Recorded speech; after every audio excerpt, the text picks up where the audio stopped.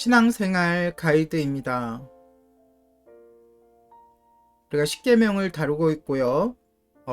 지난 방송부터 그 중에 제6계명 살인하지 말라를 다루고 있습니다.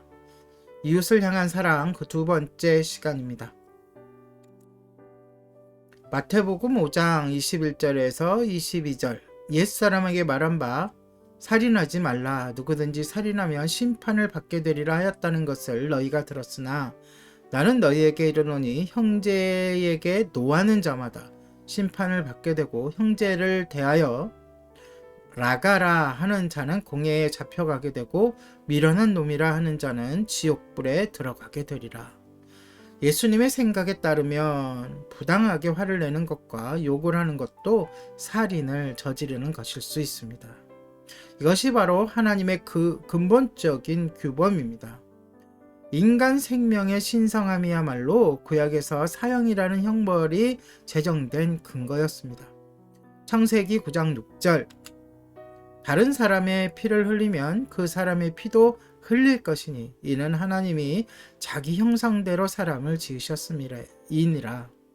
성경에 따르면 사형이란 살인자의 죽음을 요구함으로써 인간 생명을 경시하는 것이 아니라 오히려 희생자의 죽음에 똑같이 상응하는 처벌을 요구함으로써 인간 생명의 독특한 가치를 주장하는 것입니다.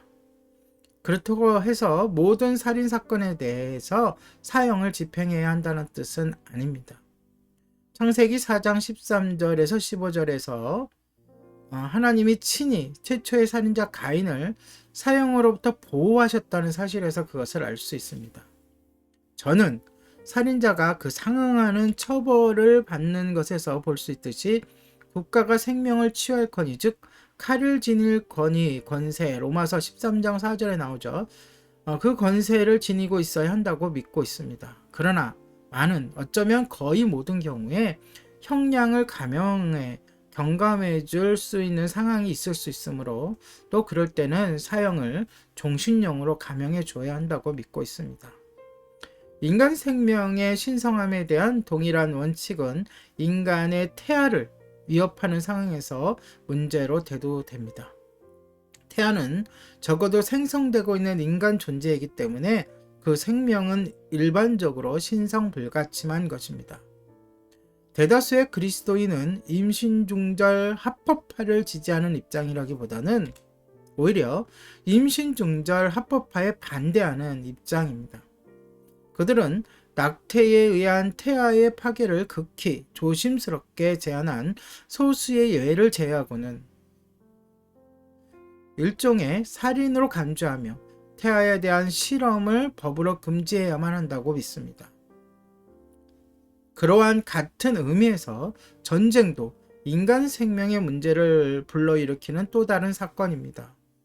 수세기에 걸친 기독교 역사를 더듬어 볼 때 전쟁에 대한 의견은 크게 두 갈래로 둘로 갈라져 있습니다. 예수님의 가르침과 모범은 악에 대한 일체의 저항을 금하고 있다고 믿는 평화주의자들과 몇 가지 조건만 충족한다면 큰 악과 그보다 작은 악, 차악, 양자 중에서 전쟁은 좀 더 작은 악으로서 허용될 수 있다고 믿는 의로운 전쟁 이론을 옹호하는 자들이 있습니다. 지금 이렇게 이야기하는 것은 이 책을 쓴 존 스토트의 이야기이고요. 저는 여기에 대한 약간의 의견이 있지만 제 의견은 이야기하지 않겠습니다. 여러분도 각자의 의견이 있겠죠. 그러나 그것을 성경이라는 예수님의 말씀이라는 그 시각으로 바라보아야 할 것입니다.